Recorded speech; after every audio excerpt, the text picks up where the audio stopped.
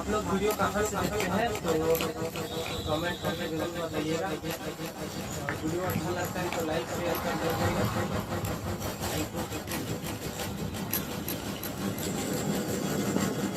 भाई की जरूर सपोर्ट करिएगा भाई।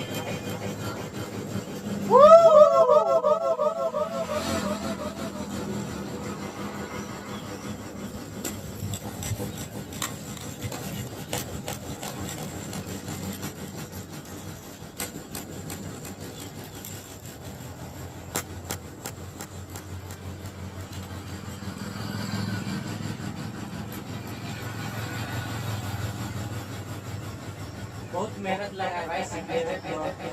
आप लोग अगर सीखे होंगे तो करिएगा।